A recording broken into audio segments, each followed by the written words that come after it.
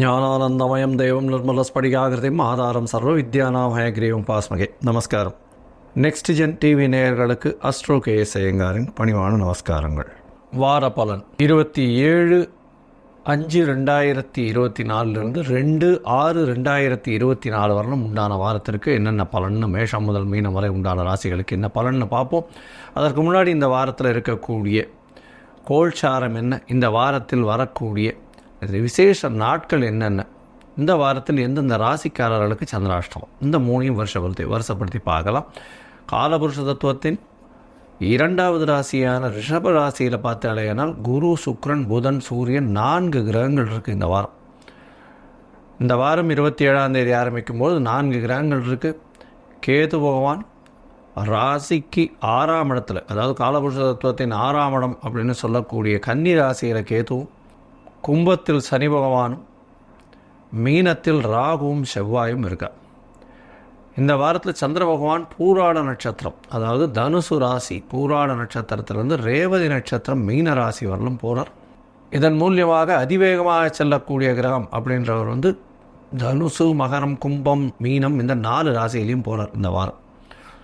இந்த வாரத்தில் செவ்வாய் பகவான், அதாவது மீன ராசியில் இருக்கக்கூடிய செவ்வாய் 31/5/2024 அன்னைக்கு மேஷ ராசிக்கு பெயர்றார். இது மாத கிரக பயிற்சி இருந்தாலும் இந்த வாரத்தில் வருது. மேஷத்தில் போய் ஆட்சி பெற்ற ஆண் செவ்வாயாக இருக்க போகிறார். பெரிய ஏற்றத்தை எல்லாம் கொடுக்க போகிறார். பெரிய மாற்றங்களை எல்லாத்தையுமே கொடுக்க போகிறார். இந்த வாரத்தில் பார்த்தலையானால் எந்தெந்த விசேஷ நாட்கள் வருது அப்படின்னு பார்த்தோம்னா 28ஆம் தேதி அன்னைக்கு ஸ்ரவண விரதம், அதாவது திருவோண விரதம். திரு என்ற அடைமொழி கொடுக்கப்பட்டது 2 நட்சத்திரங்களுக்கு. ஒன்று திரு ஆதிரை, இன்னொன்று திரு ஓணம். திரு ஆதிரை நடராஜருக்கு பெரிய விசேஷம். திரு ஆதிரை அப்படின்றது பெரிய விசேஷம், பெரிய, அதாவது திருவாதிரை களி அப்படின்னு சொல்லுவாள். ஆருத்ரா தர்சனம்ன்றது பெரிய விசேஷம், ஆனந்த தாண்டவம் ஆடக்கூடிய ஒரு விஷயம். ஸ்ரவணம், அதாவது திரு ஓணம் அப்படின்றது பெருமாளுக்கு உண்டான நட்சத்திரம். திரு ஓண நட்சத்திரம் அப்படின்றது இதுவும் பெரிய ஏற்றத்தில் இருக்கக்கூடியது. திருவோணத்தில் என்ன விசேஷம் அப்படின்னா, திருவோணம் சனி பகவானுடைய ராசியில் வர்றது பெரிய விசேஷம். ஏன்னா சனி பகவான் துலாத்தில் உச்சம் வர்றார். எந்த ஒரு விஷயத்திற்கும் அதாவது சாராமல் இருக்கக்கூடியவர் சனி பகவான். அதனால தான் அவர் அவருடைய மாற்றங்கள் எல்லாமே ஒரு பெரிய சேஞ்சஸை லைஃப்பில் பண்ணும். எந்த ஒரு விஷயத்திற்கும் ஒரு சரியான, அது எது சரியோ அதை மட்டும்தான் பண்ணுவார். தவறான விஷயம் செய்ததற்கு உண்டான தண்டனையும் சரியான விஷயத்திற்கு உண்டான பலன்களையும் தனித்தனியாக கொடுக்கக்கூடியவர். இதையும் கம்பைன் பண்ணி இதில் ஒரு 70 மார்க் இருக்குது, அதில் ஒரு 100 மார்க் இருக்குது, 170 மார்க் போட்டுக்கலாம், என்ன பண்ண முடியாது. போய் மிச்சம் 30 மார்க் போடலாம். 100 மார்க் நன்மை பண்ணியிருக்கார் அப்படின்றதெல்லாம் கிடையாது. 70 மார்க்கு நெகட்டிவ் பண்ணியிருந்தீங்களே ஆனால், அதாவது தவறுகள் செய்திருந்தால் அந்த 70க்கு உண்டான தண்டனையும், 100% நீங்கள் நல்லது செஞ்சுருந்தீங்கன்னா அதற்கு உண்டான புண்ணிய கர்மாவுக்கு உண்டானதையும் செய்யக்கூடிய ஒரு சனி எந்த ஒரு விஷயத்திலும் வேறுபாடுகள் கொடுக்க மாட்டார். அந்த ராசியில் ஸ்ரவண நட்சத்திரம், திருவோண நட்சத்திரம் வர்றது பெரிய விசேஷம். இந்த வாரம் பார்த்தலையானால் இந்த ஸ்ரவண நட்சத்திரம் திருவோணம் 28ஆம் தேதி ஸ்ரவண விரதம் இருப்பார். அதனால் ஸ்ரவண விரதம், அதாவது குழந்தை பிராப்தி இல்லாதவர்கள் ஸ்ரவண விரதம் இருக்கிறதும், கடன் அதிகமாக இருக்கிறவர்கள் ஸ்ரவண விரதம் இருக்கிறது பெரிய விசேஷம். இதன் மூலியமாக அவர்களுக்கு அடுத்த வருஷத்திலேயே இந்த கடன் தீர்றதும் குழந்தை பிராப்தி ஏற்படுறதும் நிச்சயமாக நடக்கும். உடல் உபாதைகளுக்கும் இந்த ஸ்ரவண விரதம் இருப்பாள். அதாவது ஏதாவது ஒருத்தர் ஒரு சிக்கா படுத்துருக்கா, இந்த மாதிரியான விஷயங்களும். 28ஆம் தேதி இந்த கத்திரி வெயில் அப்படின்னு சொல்லக்கூடிய அக்னி நட்சத்திரம் முடியறது. அதாவது சாயந்தரம் முடியறது. ப்ராக்டிக்கலி பார்த்தா அடுத்த நாள் கார்த்தால சூரிய உதயத்தும் போது அக்னி நட்சத்திரம் இல்லாமல் இருக்கும். அக்னி நட்சத்திரத்துடைய நட்சத்திரத்தை விட்டு வெளியே வந்துடும். அதாவது பரணி, கிருத்திகை, ரோகிணி 2ஆம் பாதம் வரலும் இருக்கக்கூடிய நட்சத்திரத்தை அக்னி நட்சத்திரம் சொல்கிறோம். சூரியன் இருக்கிற நட்சத்திரம், சந்திரன் இருக்கிற நட்சத்திரம் அல்ல, சூரியன் இருக்கிற நட்சத்திரத்தை சொல்கிறோம். இந்த நட்சத்திரம் பிரகாரம் ரோகிணி 2ஆம் பாதத்தை தாண்டர், அதாவது சூரிய பகவான். இதன் மூலியமாக அக்னி நட்சத்திரம் காலகட்டம் முடிகிறது. அதீதமான வெயில் காலகட்டம் குறைகிறது. இது ஒரு நல்ல விசேஷம். இதற்கு பிறகு உங்களுக்கு அதாவது மழை சலனங்கள் இருக்கும். அதை தவிர வெப்பங்கள் கொஞ்சம் கொஞ்சமாக படிப்படியாக கம்மியாகக்கூடிய வாய்ப்புகள் நிச்சயமாக உண்டு. இந்த வாரத்தில் பார்த்தாலேயானால் உங்களோட, அதாவது பொதுவாக 2/6/2024 அன்னைக்கு வைஷ்ணவ ஏகாதசியினுடைய ஏகாதசி பார்த்தாலேயானால் உபவாசம் இருந்து பெருமாளை தியானம் பண்ணி பெருமாளுக்கு உண்டான ஸ்லோகங்களை சொல்லி பண்ணுறதன் மூலியமாக மோட்சம் கிடைக்கிறதுன்ற ஒரு நம்பிக்கையில் வைஷ்ணவர்கள் இருக்கிறார். இந்த வைஷ்ணவ ஏகாதசிக்கும் மிச்ச ஏகாதசிக்கும் என்ன வித்தியாசம்னா, வைஷ்ணவ ஏகாதசின்றது சூரிய உதயத்திலிருந்தே ஏகாதசி இருந்தால் மட்டும்தான் வைஷ்ணவ ஏகாதசின்னு எடுத்துக்கொள்ளப்படும். ஒரு நாழிகையோ அரை நாழிகையோ 10 வினாழிகையோ இந்த மாதிரி ஒரு தசமி சேர்ந்து இருந்துட்டேனால் அது வைஷ்ணவ ஏகாதசியாக எடுத்துக்கொள்ளப்படாது.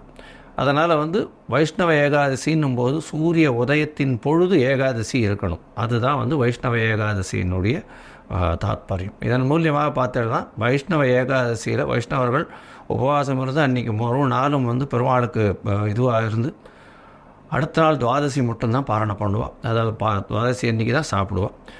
அந்த வயசானவா இவெல்லாம் சொஜ்ஜி பண்ணுறது சொஜ்ஜி பண்ணி சாப்பிட்றது வழக்கமாக இருக்கும். சரி, இந்த வாரம் எந்தெந்த ராசிக்காரர்களுக்கு சந்திராஷ்டமம் அப்படின்னு பார்த்தோம்னா, ரிஷபம், மிதுனம், கடகம், சிம்மம், இந்த 4 ராசிக்காரர்களுக்கு சந்திராஷ்டமம்னா உங்களுடைய ராசிக்கு 8ஆம் இடத்துல சந்திர பகவான் போகிறத சந்திராஷ்டமம்னு சொல்கிறோம். மதிகாரகன் மறைந்திருக்கக்கூடிய காலகட்டத்தில் தவறான முடிவுகள் எடுக்கக்கூடும். இதனால் சந்திராஷ்டமத்தன்னைக்கு புதிய முயற்சி வேண்டாம், வெளியூர் வெளிமாநில பிரயாணம் வேண்டாம்னு சொல்கிறோம். ஒருவேளை பண்ண வேண்டிய கட்டாயத்தில் இருந்தால் சந்திரனுக்கு உண்டான எளிய பரிகாரம் அப்படின்னு சொல்லக்கூடிய அருகில் இருக்கக்கூடிய கோவிலில் உங்களால் முடிஞ்ச அளவுக்கு பசும்பால் வாங்கி கொடுங்க. பசும்பால் வாங்கி கொடுக்கறதன் மூலியமாக சந்திராஷ்டமத்தின் தாக்கம் நிச்சயமாக குறையும். சரி, இப்போ ஒரு ராசியாக மேஷம் முதல் மீனம் வரை இந்த 27/5/2024 6/2/2024 வரை உண்டான பலன்களை பார்க்கலாம். அதுக்கு முன்னாடி என்னுடைய மொபைல் நம்பர் ஸ்காலில் வந்துட்டுருக்கோம், கீழே வந்துட்டுருக்கோம். உங்களுக்கு அஸ்ட்ராலஜிக்கல் கன்சல்ட் தேவைப்பட்டதுன்னா என்னுடைய மொபைலுக்கு ஃபோன் பண்ணுங்க. உங்களுடைய date, time, place of birth அனுப்பிச்சாங்கன்னா அதில் சந்தி இருக்கான்றதை பார்த்து, நட்சத்திர சந்தி, பாத சந்தி, லக்ன சந்தி இது எல்லாத்தையும் பார்த்துட்டு உங்களுக்கு உண்டான எளிய பரிகாரம்னா இன்றைய கோச்சார நிலைமை பிரகாரம் எப்படி இருக்குது, உங்களுடைய தசாபுக்தி அந்தரம் சூக்ஷ்மம்லாம் எப்படி இருக்குன்றதை பார்த்துட்டு உங்களுக்கு உண்டான பலன்களை சொல்கிறேன். அதுக்கு உண்டான கட்டணம் என்னன்றதையும் சொல்கிறேன். அந்த கட்டணத்தை செலுத்தினதுக்கப்புறம் உங்களுக்கு அப்பாயின்மெண்ட் தரேன். இப்பொழுது மேஷம் முதல் மீனம் வரை 27/5/2024 2/6/2024 வரை உண்டான பலன்கள் பார்க்கலாம். சித்திரை, சுவாதி, விசாகம் இந்த 3 நட்சத்திரம் 9 பாதங்களை கொண்ட ராசி. ராசியின் அதிபதி சுக்கிர பகவான் ராசிக்கு 8ஆம் இடத்துல மறைஞ்சிருக்கார். இருந்தாலும் ராசிநாதனின் இன்னொரு வீடான 8ஆம் இடம் அப்படின்னு சொல்லக்கூடிய ரிஷபத்தில் இருக்கிறது விசேஷம். இதன் மூலியமாக பார்த்தோம்னா வெளிநாடு போகக்கூடிய பாக்கியம் நிச்சயமாக இருக்கும். ஏன்னா 8ஆம் அதிபதி, 9ஆம் அதிபதி, 12ஆம் அதிபதினு சொல்லக்கூடியவர் அவர் 8-12 அதிபதிகள் மறைந்து சுபத்துவம் பெறுறது பெரிய விசேஷம். 9ஆம் அதிபதி மறைந்து சுபத்துவம் பெறுறது பெரிய விசேஷம். வெளிநாடு போகணும்னு பார்த்துட்டு இருக்கவர்கள் கண்டிப்பாக வெளிநாடு போகக்கூடிய பாக்கியம் நிச்சயமாக உண்டு.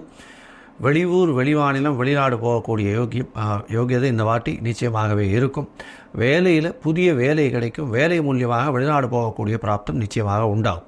உங்களுடைய ராசிக்கு பார்த்தோம்னா 6ஆம் இடத்துல உங்களுடைய ராசிக்கு சப்தமாதிபதி 6ஆம் இடத்துல இருந்து 6ஆம் இடத்தில் ராகு பகவானோட சேர்க்கை இருக்கிறதுனால பெரிய ஏற்றம் கிடைக்கக்கூடிய காலகட்டம். 6ஆம் அதிபதி 8ஆம் இடத்துல இன்னொரு மறைவு ஸ்தானத்தில் இருக்கிறதுனால திடீர் ராஜயோகம் கிடைக்கக்கூடிய காலகட்டமாக இந்த வாரம் அமைய போகிறது. இந்த வாரத்தில் பார்த்தாலேயானால் உங்களுடைய ராசிக்கு 5ஆம் இடத்துல சனி பகவான் புதிய பதவி, புகழ், அந்தஸ்து, கௌரவம்லாம் உங்களுக்கு வந்தே சேரும். அதாவது 5ஆம் இடத்துல இருக்கக்கூடிய சனி பகவான் மூல திரிகோண வீட்டில் இருக்கிறது பெரிய விசேஷம். அதுவும் ஆண் ராசியில் இருக்கிறது மூலியமாக சனி பகவான் பெரிய ஏற்றத்தை கொடுக்கக்கூடிய காலகட்டமாக இந்த வாரம் அமைய போகிறது.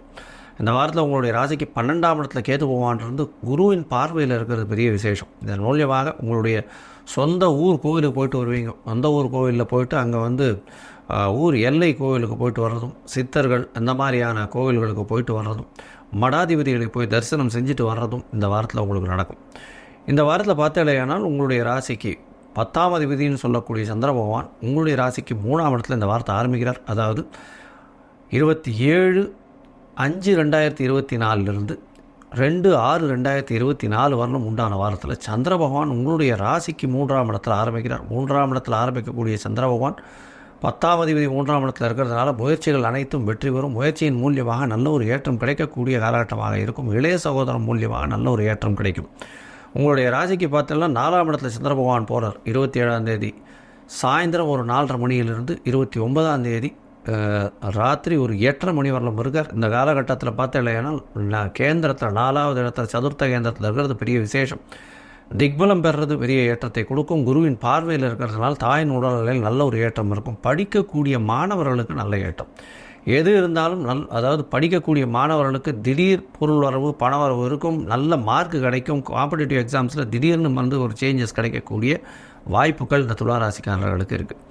உங்களுடைய ராசிக்கு 5ஆம் இடத்தில் சந்திர பகவான் போகிறார். 10ஆம் அதிபதி 5ஆம் இடத்துல போய் இருக்கிறதுனால தொழிலில் பெரிய அபிவிருத்தி இருக்கக்கூடிய காலகட்டமாக இருக்குது. குழந்தை பிராப்தி ஏற்படக்கூடிய பாக்கியம் நிச்சயமாக உண்டு. 5ஆம் இடத்துல வந்து 29ஆம் தேதி ராத்திரி ஒரு 8:30 மணியிலிருந்து 31ஆம் தேதி ரைட்டு ஒரு 10:30 மணி வரலும் இருக்கக்கூடிய காலகட்டமாக அமையும். இதன் மூலியமாக சந்திர பகவான் பார்த்தாலேயானால் 5ஆம் இடத்தில் இருக்கிறதுனால குழந்தைகள் மூலியமாக நல்ல ஒரு ஏற்றம் கிடைக்கும். குழந்தை பிராப்தி ஏற்படக்கூடிய வாய்ப்புகள் நிச்சயமாக உண்டு. ரொம்ப நாள் கழித்து குழந்தை பாக்கியம் இல்லாதவர்களுக்கு குழந்தை பிராப்தி நிச்சயமாக உண்டு. இந்த வாரத்தில் பார்த்தீங்கன்னா குடும்பத்தில் நல்ல கணவன் மனைவிக்குள்ள நல்ல ஒரு அண்டர்ஸ்டாண்டிங் இருக்கக்கூடிய காலகட்டமாக அமையப்போகிறது. உங்களுடைய ராசிக்கு 6ஆம் இடத்துல சந்திர பகவான் போகிறார். 6ஆம் இடத்துல வந்து 31ஆம் தேதி ராத்திரி 10:30 மணியிலேருந்து 3ஆம் தேதி அதிகாலை ஒரு 1 மணி வரலும் இருக்கார். ராகுவோட சம்பந்தம், எதிரிகள் அற்ற நிலை இருக்கும், தொழிலில் பெரிய ஏற்றம் கிடைக்கும், புதிய தொழில் கிடைக்கக்கூடிய வாய்ப்பு, காம்படிட்டிவ் எக்ஸாம்ஸ் எல்லாத்துலேயுமே வெற்றி பெறக்கூடிய வாய்ப்பு, உங்களுக்கு ஒரு ராஜ நடை இருக்கக்கூடிய காலகட்டமாக அமையப்போகிறது. இந்த வாரம் பார்த்தீங்கன்னா துலா ராசிக்காரர்கள், அதுவும் வந்து இந்த கார்மெண்ட் செக்டரில் இருக்கிறவங்க, துணி நெய்யக்கூடியவர்கள், அதை தவிர வந்து இந்த பாதாம் இந்த மாதிரி ட்ரை ஃப்ரூட்ஸ் விற்கிறவங்க, சென்ட்டு விற்கிறவங்க, அதை தவிர வந்து கிராசரிஸ் வச்சுருக்கிறவங்க, இந்த ஜுவல்லரிஸ் வச்சுருக்கிறவங்க, டைமண்ட் ஜுவல்லரி பண்ணுறவங்க, நகாசு வேலைகள் பண்ணக்கூடிய இந்த பொற்கொள்ளர்கள், அதை தவிர வந்து இந்த கிளாமர் இண்டஸ்ட்ரியில் இருக்கவங்க, இவங்களுக்கெல்லாம் வந்து பெரிய ஏற்றம் கிடைக்கக்கூடிய வாரமாக இந்த வாரம் அமைய போகிறது. இந்த வாரத்தில் போய் அருகில் இருக்கக்கூடிய வரதராஜ பெருமாளை போய் சேவிச்சுட்டு வாங்க, நல்ல ஒரு ஏற்றம் கிடைக்கும். பாதாம் வந்து கொண்டு போய் தாயாருக்கு அபிஷேகம் பண்ணிட்டு வாங்கும். பாதாமும் ஏலக்காயும் கொண்டு போய் கொடுத்துட்டு வாங்கும். நல்ல ஒரு ஏற்றமும் மாற்றமும் இந்த வாரம் உங்களுக்கு வந்தே தீரும். லோகா சமஸ்தா சுகினோ பவந்து. நன்றி, நமஸ்காரம்.